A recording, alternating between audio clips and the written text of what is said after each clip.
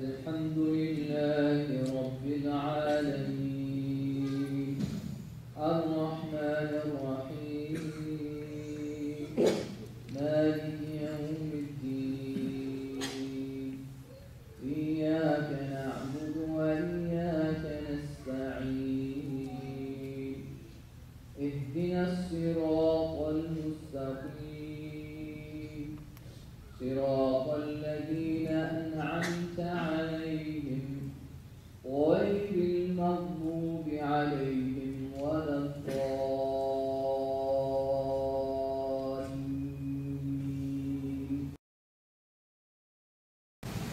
إن الحمد لله نحمده ونستعينه ونستغفره ونعوذ بالله من شرور أنفسنا ومن سيئات أعمالنا. من يهده الله فلا مضل له ومن يضلله فلا هادي له، وأشهد أن لا إله إلا الله وأشهد أن محمدا عبده ورسوله. يا أيها الذين آمنوا اتقوا الله حق تقاته ولا تموتن إلا وأنتم مسلمون. يا أيها الناس اتقوا ربكم الذي خلقكم من نفس واحدة وخلق منها زوجها وبث منهما رجالا كثيرا ونساء، واتقوا الله الذين تساءلون به والأرحام إن الله كان عليكم رقيبا. يا أيها الذين آمنوا اتقوا الله وقولوا قولا سديدا يصلح لكم أعمالكم ويغفر لكم ذنوبكم، ومن يطع الله ورسوله فقد فاز فوزا عظيما. أما بعد، Allah subhanahu wa ta'ala in Surah Al-A'raf, He mentions a story of Ashab al-Sabt, the people of Saturday. These people were a group of people from the Bani Israel. And Allah subhanahu wa ta'ala, He made their day, their Sabbath, on Saturdays. And on this day, they were not allowed to do any type of work. Unlike, of course, us, where Allah subhanahu wa ta'ala gave us the mercy where we can go back to work after the Jumu'ah Salah. And so these people, Allah subhanahu wa ta'ala wanted to test them. For you see, they were a fishing town. They depended on the sea for their livelihood. And Allah subhanahu wa ta'ala, He told them they cannot fish on Saturdays. They cannot do any type of work on Saturdays. And you could say Allah subhanahu wa ta'ala wanted to test them a little bit more by tempting them. So on Saturdays, the fish would be, you could say, jumping out of the water for them. Hey, look at us. And they kept doing this, and they kept getting more and more tempted. And so some of them, they started looking for loopholes. Just like, for example, today's Halloween. And Walmart, if they were issued, or the government or someone issued some type of commandment that they were not allowed to sell any type of candy the week before Halloween.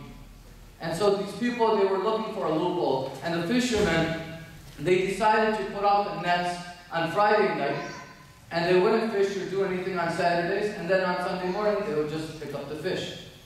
And so they started to do this. And from the town, a few different groups were made. So one group were the people, the Muslimin, you could say, that they did Amr bil Ma'ruf.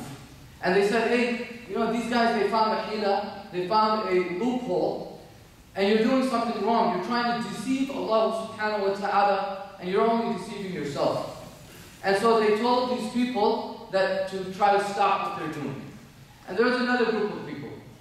The other group, the second group, they weren't involved in the sin of putting out the loop or the net or anything like this. They weren't involved in this loophole. But they were those who said that, well, you know, as long as we're not involved in the sin, it doesn't matter whether or not they're doing this or not. That's basically, they have to answer to Allah subhanahu wa ta'ala.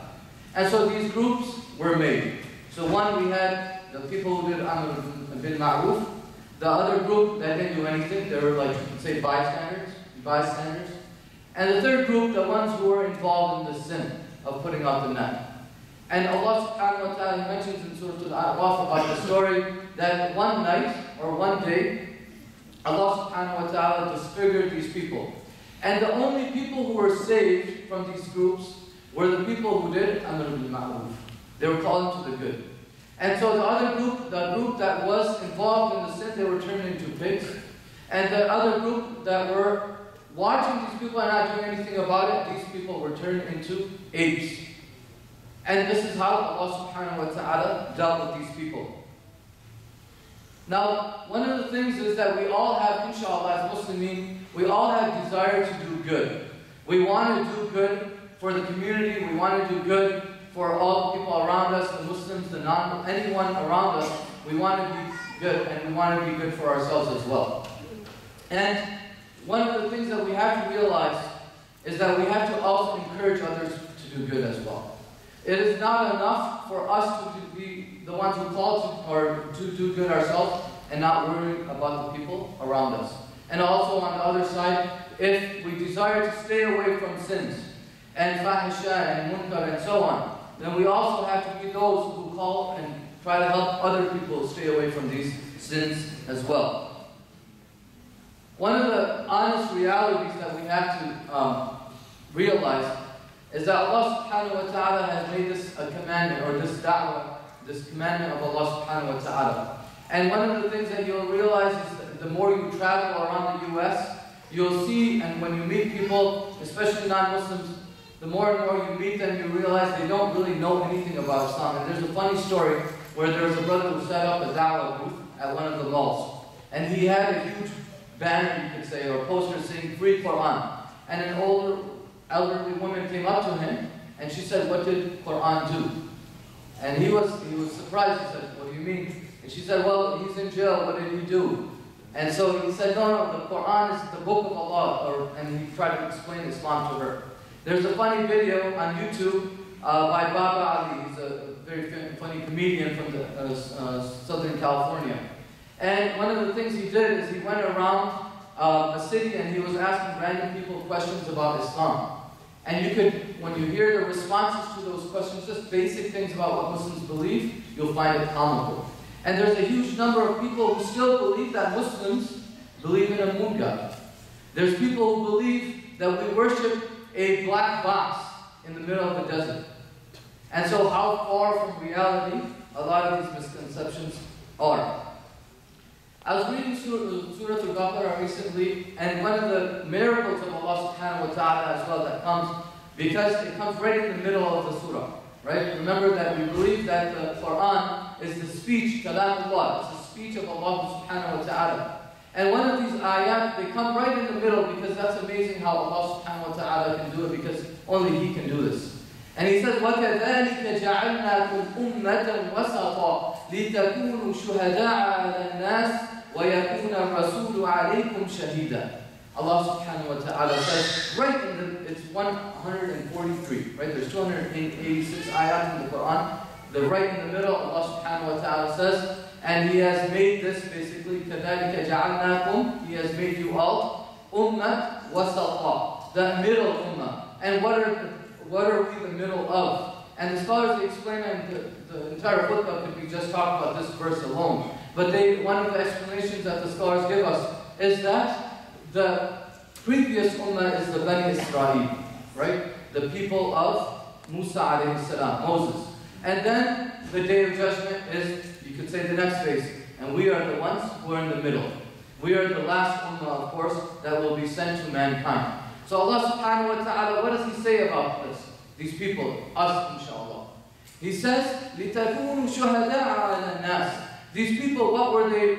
The main reason they were sent for, you could say, the شُهَدَاءَ عَلَى النَّاسِ. They are witnesses unto mankind. وَيَكُونَ الرَّسُولُ عَلَيْكُمْ شَهِيدًا. And the Prophet sallallahu alayhi wa sallam will be a witness for them. Now the Prophet sallallahu alayhi wa sallam, he loves us very much. Right? One of the people on the Day of Judgment, well actually the only one on the Day of Judgment, who will be worried about us and who will be worried about the ummah will be the Prophet sallallahu alayhi wa sallam, where he will keep repeating ummati ya ummati and be worrying and making dua for the ummah, his ummah. And so imagine that on that day, rather than being for us, giving us shafa'ah, right, interceding on our behalf, rather than doing that, He is witnessing against us. Because if we don't fulfill our duty about witnessing unto mankind and telling the people the truth about what Islam says, then He will be a witness against us. May Allah subhanahu wa ta'ala protect us from that.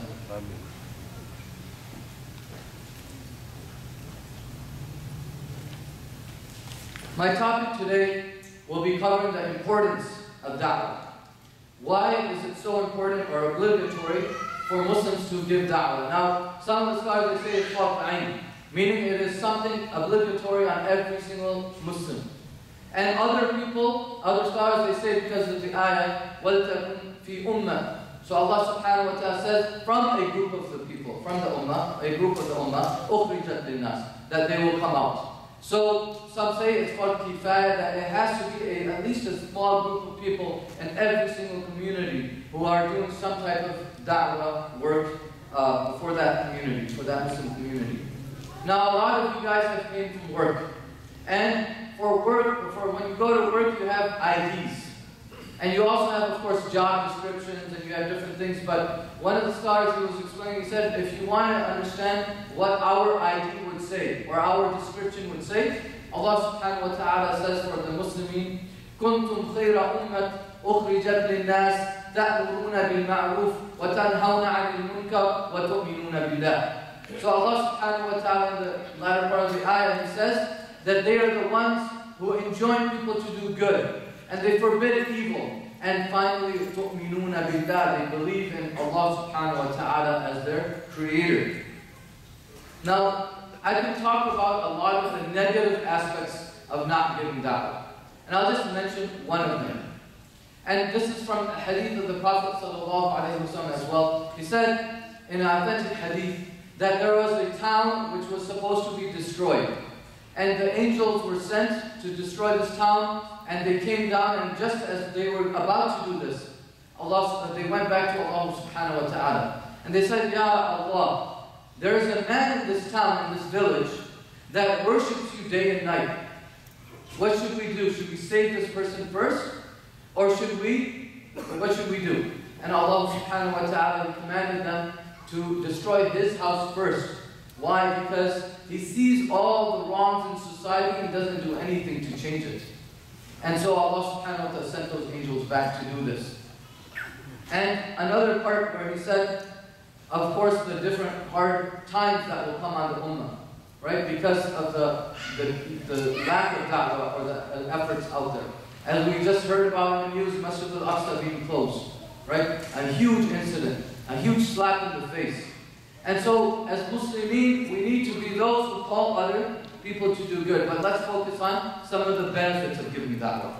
In one of the ayat in Surah Fussilat, and also it's called Hamim Sajda, in ayah number 33, Allah subhanahu wa ta'ala says, وَمَنْ أَحْسَنُ قَوْلًا مِمَّنْ دَعَا إِلَى اللَّهِ وَعَمِلَ صَالِحًا وَقَالَ إِنَّنِي مِنَ الْمُسْلِمِينَ. Allah subhanahu wa ta'ala, He asks a rhetorical question. He says, who can be better than the people, or of the people?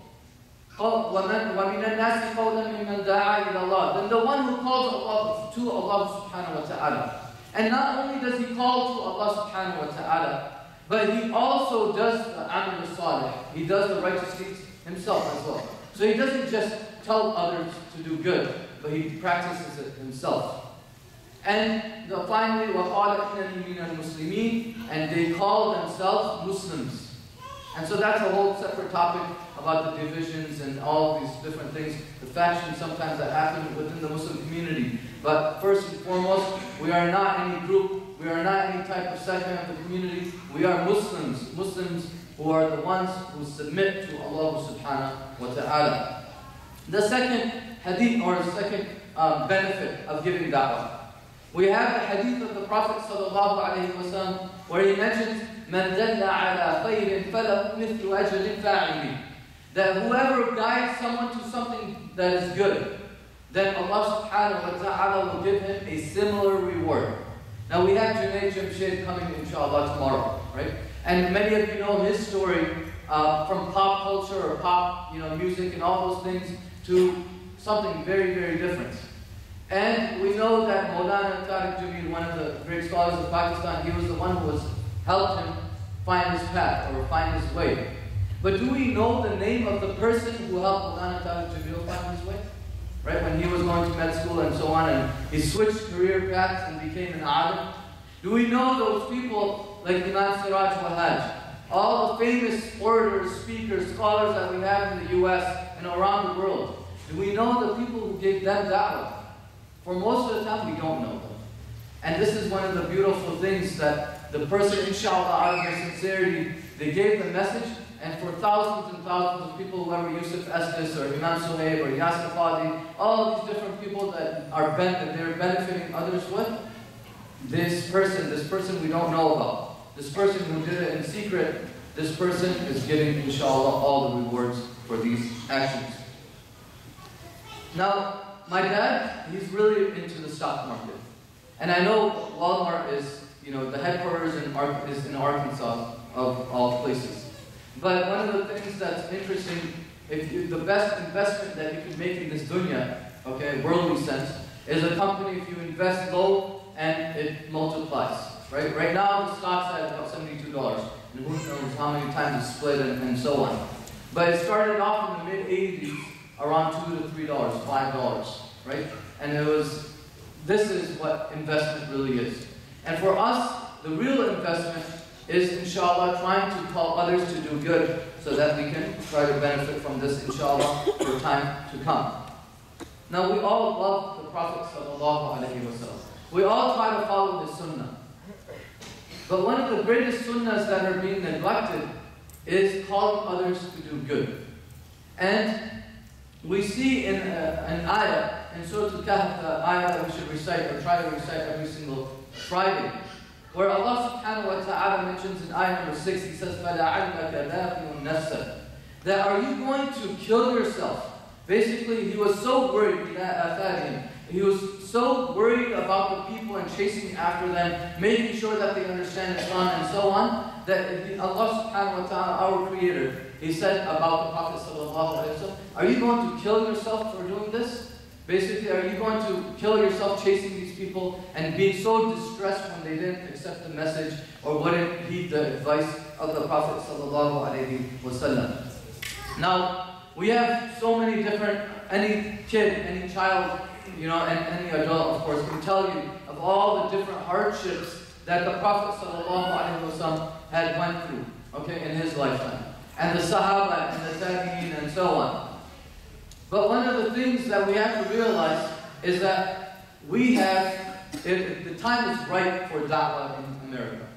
Right? The time is like very, very open, and people need the deen. They need a way of life in our society. They need a role model. They need people who can teach them the truth.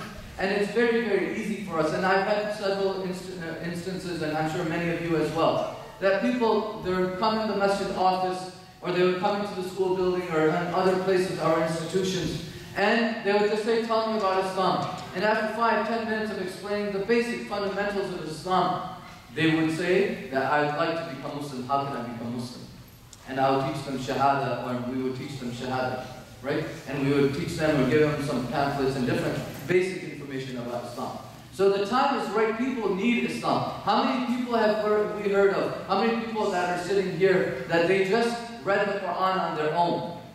They didn't have any type of interaction with a Muslim. And they said, this is the truth. This is haqq. This is from Allah subhanahu wa ta'ala. And so we need to be of these people. Now there's two groups that are mentioned in the Quran when it comes to da'wah in general, at least. In Surah Tawbah, Allah subhanahu wa ta'ala, He mentions, وَالْمُؤْمِنُونَ وَالْمُؤْمِنَاتِ بَعْضُهُمْ أَوْلِيَاءُ بَعْضٍ. The believing men and the believing women, they are friends of each other. They are protectors of one another. And what is their characteristic? يَأْمُرُونَ بِالْمَعْرُوفِ وَيَنْهَوْنَ عَنِ الْمُنْكَرِ. They call people to do good and they forbid the evil. And then Allah subhanahu wa ta'ala gives us the opposite situation, where He mentions the munafiqeen. He says, الْمُنَافِقُونَ وَالْمُنَافِقَاتِ بَعْضُهُمْ مِنْ بَعْضٍ. The munafiqeen, the munafiqeen men and the munafiqeen women, they are also like each other. And what do? يَأْمُرُونَ بِالْمُنْكَرِ وَيَنْهَوْنَ عَنِ الْمَعْرُوفِ. They enjoin each other to do evil things. And they forbid what is righteous, what is good. One of the things that we need to realize is which category do we fall under. So one of my brothers, actually, he was calling people to the masjid, and some of the people around him, they like basically in Urdu, they would say like, Maulvi saab kahan se aa gaya? right? Or when did you become a Maulvi? When did you become a Shaykh? And so they started putting them down and like, you never used to go to masjid, and how come now you're going to masjid? Right? So which category of people do we fall under? Do we fall under the Muslimin who call others to do good? Or are we those who stop and prevent others from doing good and make fun of the people in our family who try to do good? Something that we should, inshallah, think about while we pause for the second khutbah. أقول قولي هذا واستغفر الله لي ولكم ولسائر المسلمين فاستغفروه إنه هو الغفور الرحيم.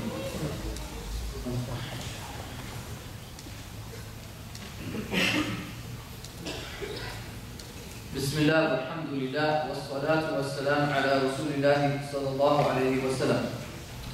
There's a famous hadith where the Prophet sallallahu alaihi wasallam gives us a parable. And he tells us that imagine if there's, you could say I'm paraphrasing, of course, but imagine there was a boat or a ship, and it has two levels, an upper deck and a lower deck.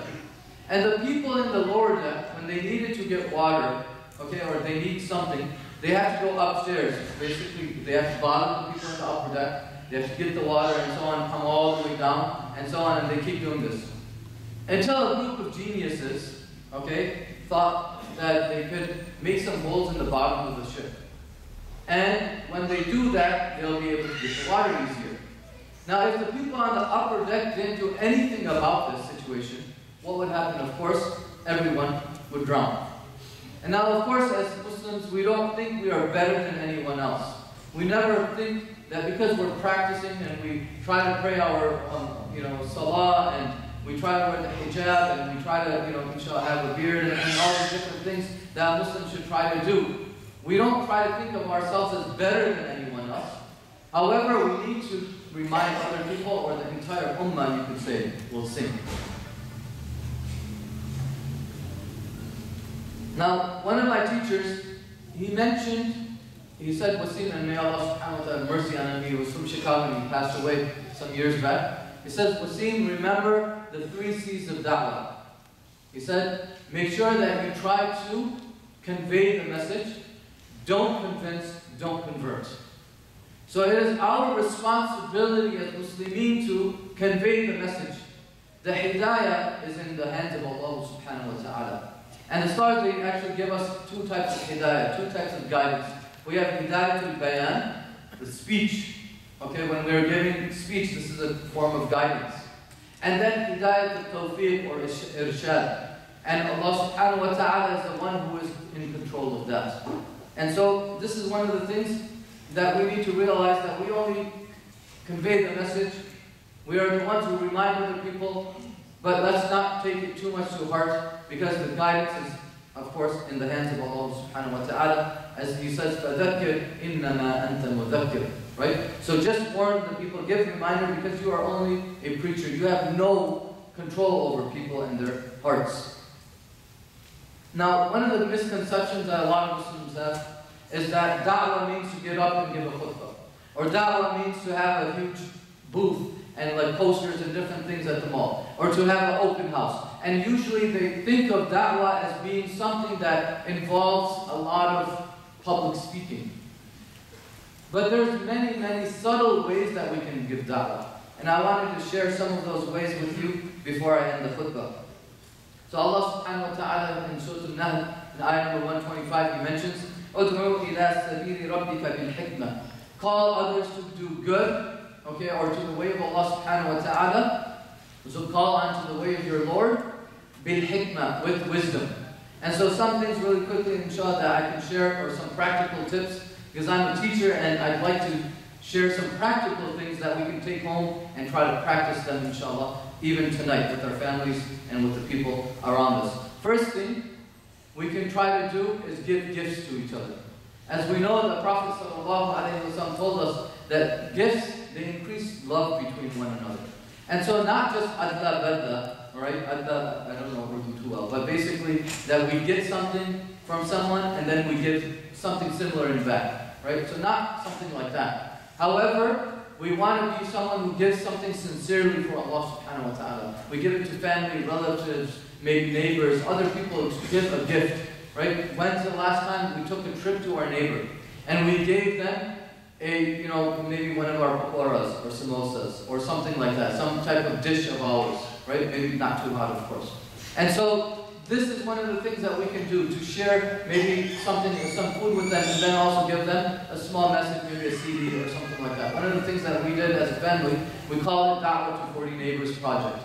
And what we did is we sat together and we got 40 of our neighbors, we got their addresses, and we put a pamphlet from YIslam. You can find different pamphlets from different organizations. And so we chose YIslam pamphlet, put them in the envelope, we wrote a really nice note for them, and we didn't actually write it directly from us, but it was kind of anonymously written, and we sent it to 40 of our neighbors. So this is a project that takes maybe 1 to 2 hours, maybe costs like $20, $30 at most, right, with the postage being so high. But it's something very, very simple that we can do, inshallah, and we can fulfill this obligation of giving da'wah to other people. Another thing that we can do, which is of course much closer to our home, right, is doing family halaqas, because sometimes we forget, we try to go and give da'wah to other people, our community and other people, but we forget our own family sometimes.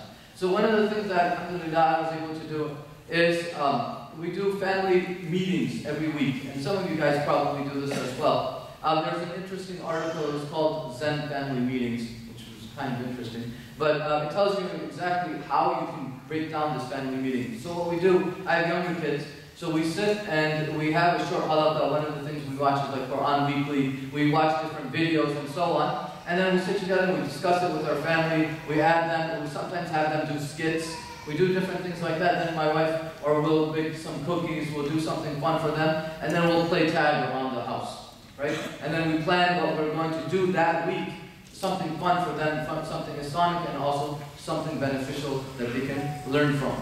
Another thing that we can do is volunteering our time for the masjid.